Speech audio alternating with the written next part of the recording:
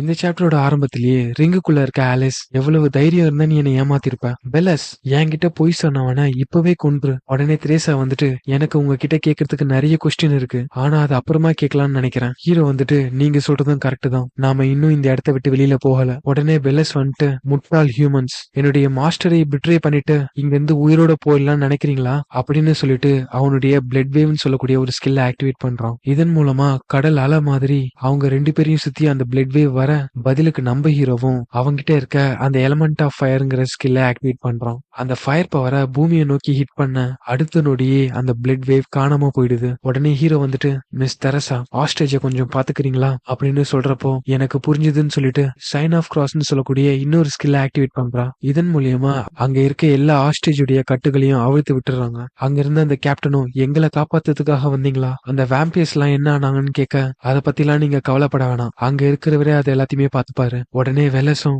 எப்படி ஒரு சாதாரண ஹியூமனால என்னுடைய மேஜிக் பவரை டிஃபீட் பண்ண முடிஞ்சு. உடனே ஹீரோ வந்துட்டு உன்னுடைய மேஜிக்கும் என்னுடைய ஃபயர் எலமெண்ட்டும் கம்ப்ளீட்லி ஆப்போசிட்டான மேஜிக், அது மட்டும் இல்லாம நீங்க ஒன்னு தப்பா புரிஞ்சுட்டு இருக்கீங்க. உங்க மாஸ்டர் எப்போ அந்த ரிங்குக்குள்ள சீல் பண்ணணும் அப்பவே நீங்க எல்லாருமே தோத்துட்டீங்க அப்படின்னு சொல்லிட்டு அவனுடைய புது unique ability grave of sword activate பண்றான். இதே நேரத்துல அந்த பெலஸும் டார்க் ஃபைட்டிங் ஸ்பிரிட்னு சொல்லக்கூடிய லெவல் 9 ஸ்கில்ல ஆக்டிவேட் பண்றான். நீ கொஞ்சம் வாய மூடு, என்னுடைய மேஜிக் வேணா உன் மேல ஒர்க் ஆகாம இருக்கலாம், ஆனா என் ஸ்வாடுக்கு நீ பதில் சொல்லிதான் ஆகணும். அந்த ரிங்கை டெஸ்ட்ராய் பண்ணி நம்மளுடைய மாஸ்டரை வெளியில கொண்டு வாங்க அப்படின்னு சொல்லிட்டு அங்க இருக்க எல்லா வேம்பியரும் நம்ம ஹீரோ அட்டாக் பண்ண போக உடனே அங்க நடக்கிற எல்லாத்தையும் பார்த்த கேப்டன் சாங் வந்துட்டு இதெல்லாம் உண்மைதானான்னு கேட்க ஆக்சுவலா அங்க என்ன நடந்திருக்கும்னா நம்ம ஹீரோ எல்லாருமே டிஃபீட் பண்ணிருப்பான். அவன் யாருன்னு தெரசா கிட்ட கேட்க மாஸ்க் போட்டுட்டு இது எல்லாத்தையுமே பண்றானா அவனுடைய ஐடென்டிட்டிய யார்கிட்டயும் ரிவீல் பண்ண வேணாம்னு நினைக்கிறான் அப்படின்னு மனசுக்குள்ள நினைச்சிட்டு எனக்குமே அவன் யாருன்னு தெரியல அப்படின்னு ஹீரோ கிட்ட போயிட்டு உண்மையை சொல்லணும்னா அது எனக்கு ரொம்பவே வலிய கொடுத்துச்சு, அதுவும் என்னுடைய காம்ரேட் கையால நான் சாகுறேங்கிறது. பதிலுக்கு ஹீரோ வந்துட்டு எப்படியும் நம்ம ஜெயிச்சிட்டோம்ல, அதுவும் கரெக்ட் தான், இங்க இருக்க எல்லாருமே காப்பாத்துனதுக்கு ரொம்பவே நன்றி. உடனே நம்ம ஹீரோவோட சிஸ்டம்லயும் தெரசாவோட உயிரை ஆபத்துல இருந்து காப்பாத்துனதுனால காப்பி கண்டிஷனை ஃபுல்ஃபில் பண்ணிட்டீங்க. அவங்களுடைய யூனிக் எபிலிட்டியான blessing of stars memory of வேர்ல்டுல சேவ் பண்ணப்படுதுன்னு வருது. உடனே தெரசாவும் நான் திரும்ப உயிரோட வருவேன்னு உங்களுக்கு தெரியுமா, யாருக்கு தெரியும், இப்ப நீங்க உயிரோட இருக்கீங்க அதுவே எனக்கு சந்தோஷம் தான். சரி தெரசா, இங்க இருக்க டிவைன் ஆர்டிஃபேக்ட் எல்லாத்தையுமே எடுத்துட்டு கிளம்பலான்னு ஹீரோ சொல்ல அந்த கேப்டன் வந்துட்டு ஒரு நிமிஷம் இருங்க, இங்க இருக்க எல்லா ஐட்டமுமே எங்களுடைய பால்ஹே கில்டுக்கு சொந்தமானது. பதிலுக்கு ஹீரோ வந்துட்டு உங்க எல்லாருடைய உயிரையும் நான் காப்பாத்திருக்கேன், இங்க இருக்க ரிவார்டையுமே என்கிட்ட இருந்து கேக்குறீங்க, நான் அப்படி சொல்ல வரல, உங்களுக்கு வேணா நாங்க காயின்ஸ் அதிகமா கொடுக்குறோமே, உங்களுக்கு அந்த ரிவார்டு முக்கியம்னா நீங்களே அதை எடுத்துக்கங்க, ஆனா அதுக்கப்புறம் வர விளைவுகளையும் நீங்க தான் பாத்துக்கணும். ஹீரோ சொன்னது எதுவுமே காதல் கூட வாங்கிக்காம அங்க இருக்க ஆர்டிஃபேக்ட்ல மோர்லியோட ஸ்டாஃப பாக்குறான். என்னதான் அட்டாக் போர்ஸ்ல இருக்க எல்லாரையுமே ஆஸ்டேஜா புடிச்சு வச்சாலும் எங்களால மட்டும்தான் இந்த ரூயின்ஸ்ல இருந்து டிவைன் ஆர்டிஃபேக்டை எடுக்க முடிஞ்சிருக்கு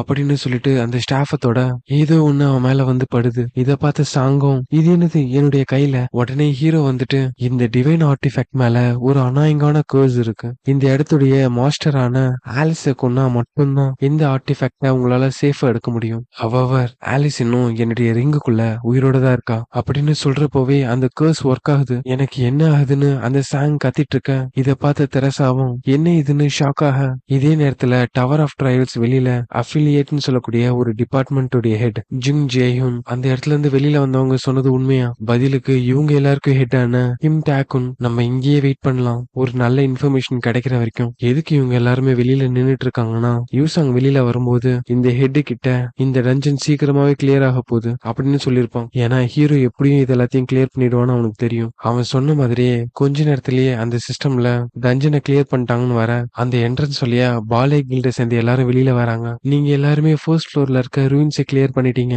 எப்படி இந்த இடத்த கிளியர் பண்ணீங்கன்னு எல்லாரும் பேட்டி எடுக்க அந்த இடத்துக்கு கேப்டனும் வரான். அந்த கர்ஸ்னால அவனுடைய முடி எல்லாமே போயிடுச்சு, வெறும் தலையில மட்டும் இல்லங்க அவனுடைய ஐப்ரோ புருவம் எல்லாமே போயிடுச்சு. உடனே அந்த இடத்துக்கு வந்த தெரசாவும் இந்த ரூயினை கிளியர் பண்ணது கேப்டன் சாங் கிடையாது, இங்க இருக்காரு இவர் தான் இந்த இடத்த தனியா கிளியர் பண்ணாரு, நாங்க எல்லாருமே இவருடைய பெர்ஃபார்மன்ஸ வேடிக்கை மட்டும்தான் பார்த்தோம். இது எல்லாத்தையுமே யூசாங் தூரத்துல இருந்து பார்த்துட்டு அங்கிருந்து கோவத்தோட கிளம்புறான். இதோட இந்த சாப்டர் முடியுது. அடுத்தடுத்த சாப்டரை நீங்க கண்டினியூவா பார்க்க இந்த வீடியோக்கு ஒரு லைக்க போட்டு அப்படியே மறக்காம சப்ஸ்கிரைப் பண்ணி வச்சுக்கோங்க. அடுத்த சாப்டர்ல உங்களை சந்திக்கிறேன்.